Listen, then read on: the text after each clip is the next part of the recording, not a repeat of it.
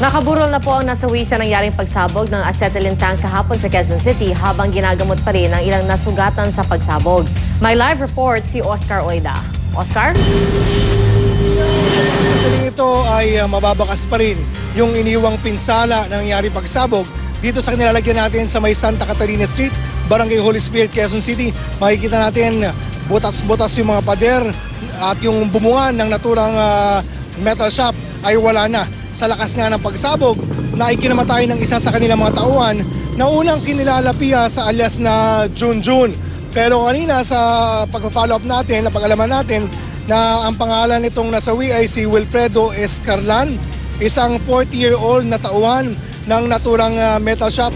Matapos masawi, una siyang dinala dito sa pagamutan ng FEU dito sa may Fairview at kaninang madaling araw ay dinala ang kanyang labi sa isang funeral shop dito sa may Quezon Avenue. At base dun sa pakikipag-usap natin dun sa kanyang kapatid na pinsan na si Cynthia Lisanin, balak nila na matapos maayos ang labi ni Escarlan ay iuuwi nila ito sa kanilang lugar sa may Dasmariñas, Cavite. Doon sa naturang funeral parlor o funeral shop, PI, nakausap din natin. Ito nagpakilalang si Tess Pastrana. Ayon sa kanya, isa sa mga amo nitong si Wilfredo at patuloy daw nilang tinututukan itong pag-asikaso sa mga labi ni Escarlan, pati yung pagtulong sa mga naiwan nito.